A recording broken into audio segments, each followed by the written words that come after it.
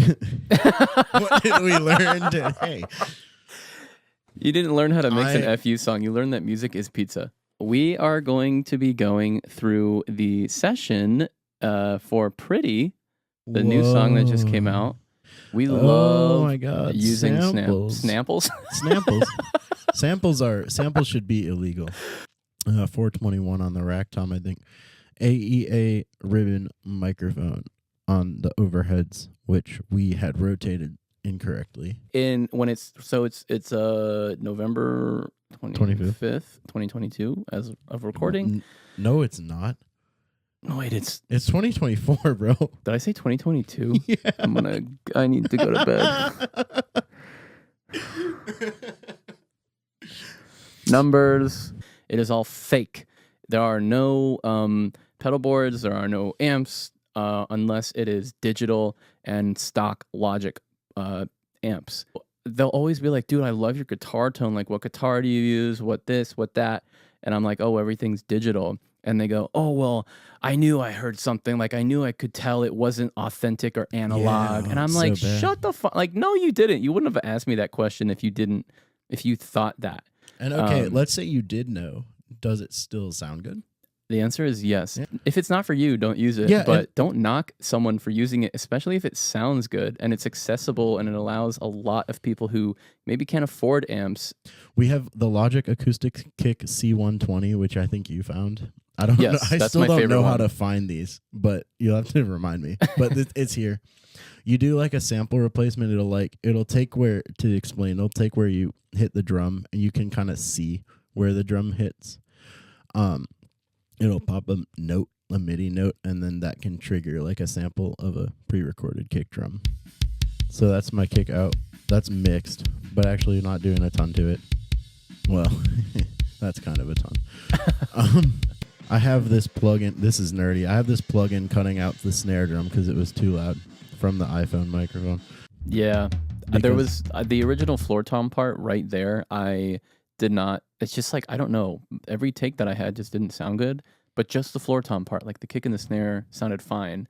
So I just went into my storage unit, and I hadn't set my drums back up from the session that we did this in, and I just mic'd my floor tom up, and I just played my floor tom. Crotch mic, it just points at the drummer's crotch. Yep. But this is just that. It's a really good overall drum kit sound. That intro fill that I did. Yeah, exactly. We don't even need to play it now. Yeah, done. Oh, yeah. So that was a double kick fill along with some... Yeah. Yeah, just so you hear it. I don't usually use double kick in my own music. I love playing like System of a Down on my own and stuff like that. But for this song, I just wanted to push myself so much because every time we record drums, I'm like, I know what I want to play, and I know it'll take me like 2 takes to nail it, and then we set up for so long just to get like 2 or 3 takes. Yeah, it's ridiculous. And it's like, it's fun, but it's like I wanted to push myself and actually try and like really do a few takes to get something that I don't usually play down. So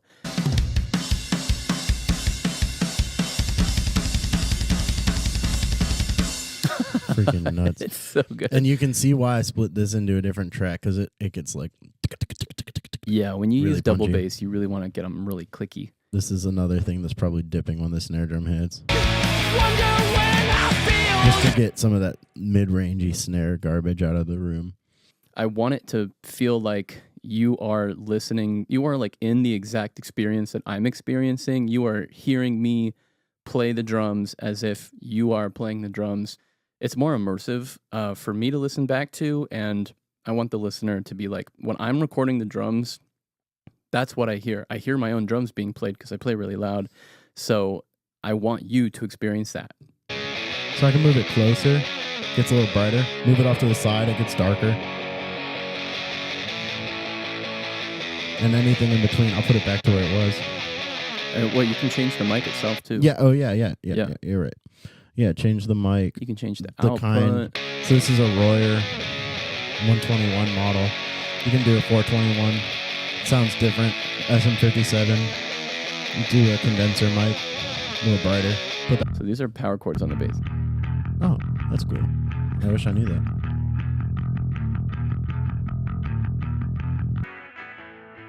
just to add some like clarity to the chords I'm playing, because I love the chord.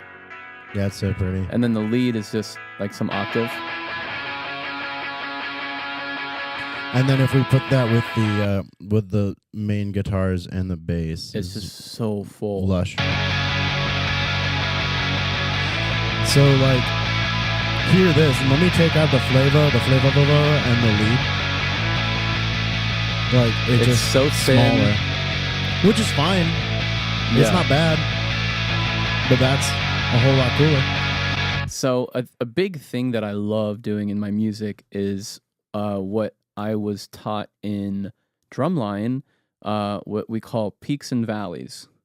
So if you're performing a song, so like in drumline, well, specifically indoor drumline for my indoor drumline folk, what's up? Obviously drums are loud, so you have to be very like conscious of, you don't want to be playing, you want to play like that. So dynamics. It makes you pay attention. It makes the song kind of breathe a little. So I'm like, wait a minute, I know the exact feedback that I want. So I pulled it from Overdrive, and this is what it's not. It's just like, it's got that noise and it has that woo. So it's kind of like a leaning into the amp and the distortion. That's one advantage to an amp. One advantage, feedback. But you do it once in high school and you don't ever need an amp again. In addition to the that I did, I wanted just to add something else, so I added this slide. That's it. Wow. That is one track. It's funny. It's funny that I mixed these and I'm like, oh. You didn't even know it was there. I didn't realize I was there. So verse vocals. Vocals. Verse vocals. Another cheating. Oh, we cheated. Oh no, tuning vocals. Please don't tell me you use Melodyne. We have 4 individual screams for this song that we just layered to get that loud. So this one's got a guitar amp on it. A metal amp. This is a double. Oh, with delay? With delay. Cool. Oh, and we have a delay as well. Okay, cool. And then this is just another scream with some voice cracks. We like that. And then this one is just an echo. It feels so weird listening to on its own. Oh, we have another question. Did you have to train your voice for those parts, or have you always been able to do that? Very talented. Thank you. Should you train your voice? Should I train my voice? Probably. Have I? No. Have I ever taken a vocal lesson? Absolutely not. Can Matt not talk for 5 days after tracking? Yes. Yes. I can't just like bust out a scream like people can sing when you tell them to sing, or if you tell someone to go play guitar, they can play really well. That's not who I am. I'm not a vocalist. I am a very like, I either have it that day or I don't. And when I do have it, I fucking have it.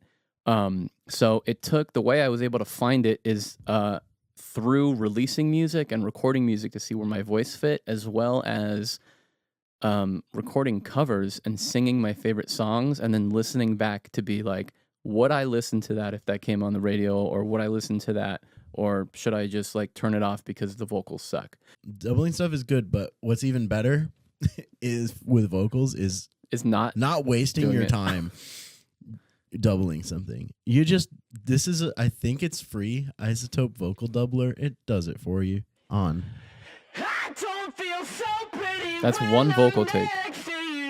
And then without that plugin. Same vocal take.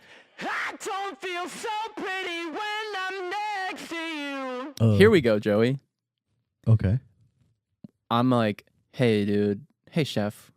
What's up? I really want this pizza. Okay. And you are the best person in town who can make this pizza. Okay. So all you have to do is use your talents to put the pizza together, but I'll bring you the ingredients for free. And I'll put them all together. And I'll put them all together. You have to put them in the oven. You have to No, that's mastering. Yeah.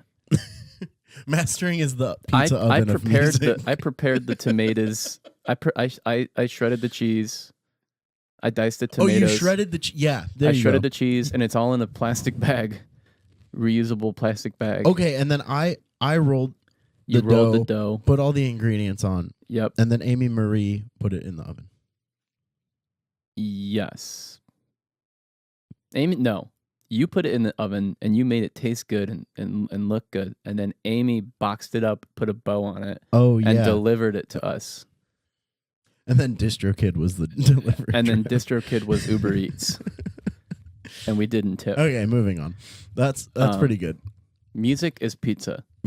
I know what all the knobs do, but I can't ever get it to sound as good as the preset called Mastering Fat, Tight, and Open. So that lives on everything. And then I have an LA2A on the master bus. What's this mic called? That's an SM7B. Did you record the vocals on that one? Yeah. SM7B was used. I also used this on the first EP I ever did in high school. Very popular microphone. Sounds great. Or I'll do, as you're about to hear, an entire funny vocal take of the entire song with auto-tune because it's funny and sometimes... And with the auto-tune on while you're recording too, so you can hear it. Yeah. What you're doing. And it's like... So like with us, we have our process down to such a T where it's like, it's not boring. Like it's always fun to mix together, but it like, sometimes we go so fast. We're like, okay, well now what? And then we'll do an auto-tune take. This is how music is made. Am I overthinking? My head's getting kinda numb. Ooh, 'cause I don't feel so pretty when I'm next to you. That sounds good. Yeah, I kind of like that. Makes me question if it's all a lie.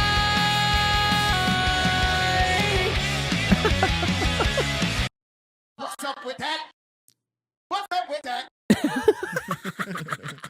That's beautiful. So yeah, I won't tell you all the other jokes, but I think in Chaser there's 3 of them. Yeah, at least 3. Chaser has the most. We have DD Mega Doo Doo and something. I'll tell you. Listen for that. DD Mega Doo Doo. Right. So long, farewell.